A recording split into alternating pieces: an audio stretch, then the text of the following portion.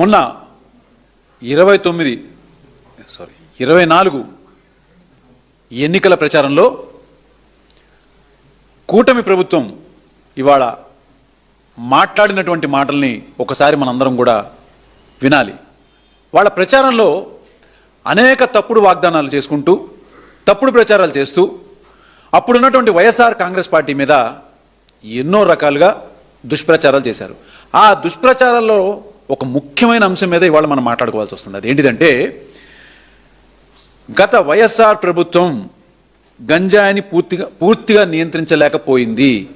అదే మేమే గన అధికారంలోకి వస్తే 100 రోజుల్లో ఈ రాష్ట్రాన్ని గంజాయి రహిత రాష్ట్రంగా మేము అరికడతామని చెప్పని మరి వెన్నుపోటు పార్టీ నాయకుడైనటువంటి చంద్రబాబు నాయుడు గారు, ఆయన సకల శాఖల విధ్వంస శాఖ మంత్రి అయినటువంటి లోకేష్ గారు కానీ, ఇప్పుడు ప్రస్తుతం హోంమంత్రిగా ఉన్నటువంటి అనిత గారు కానీ అనేక రకాలుగా వాళ్ళు ఈ ప్రచారంలో ఈ గంజాయి గురించి చాలా మాటలు మాట్లాడారు.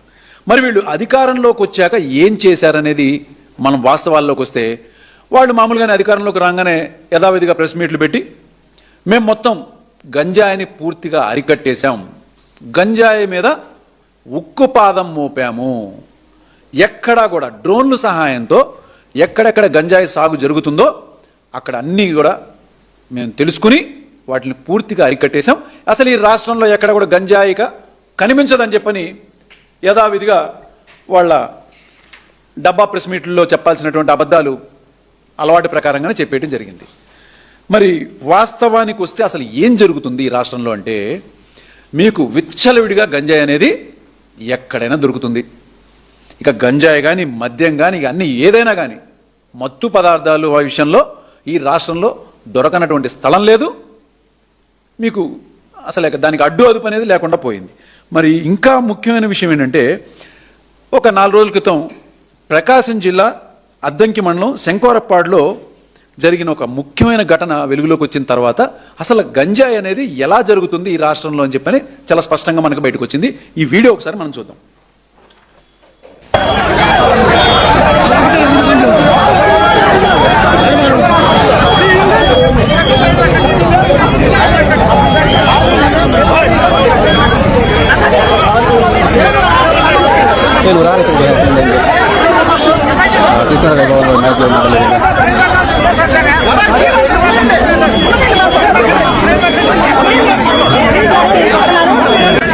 రమ్మని చెప్పాను.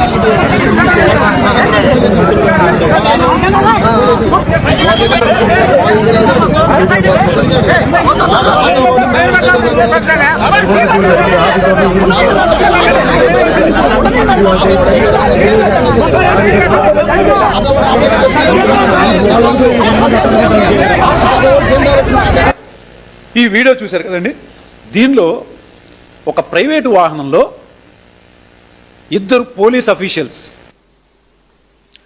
వాళ్ళు గంజాయిని వాళ్ళే మద్యం బాటిల్స్ని తీసుకుని వెళ్తూ ఒక డ్రైవింగ్ చేసేటువంటి ఒక ఆఫీసరే మద్యం మత్తులో ఒక ఆటోని ఢీకొట్టడం జరిగింది.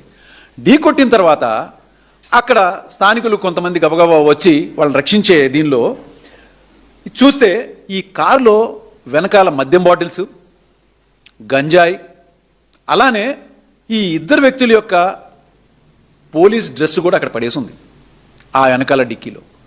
ఒక్కసారిగా అక్కడ ఉన్న ప్రజలు ఆగ్రహానికి గురై ఏం చేశారంటే, అక్కడ ఉన్నటువంటి వాళ్ళు ఆ వీడియో తీసి అది జనాల్లోకి వచ్చింది. అంటే దీన్ని బట్టి మనకేమర్థమవుతుంది, ఈ మద్యం కానీ గంజాయి కానీ అరికట్టాల్సినటువంటి పోలీసు వ్యవస్థే వాళ్లే ఈ రవాణా అంతా కూడా చేస్తున్నారని చాలా స్పష్టంగా బయటపడింది. మరిన్ని వీడియోస్ కోసం మన సిద్ధం స్టూడియోస్ ఛానల్ సబ్స్క్రైబ్ చేయండి. జై జగనన్న.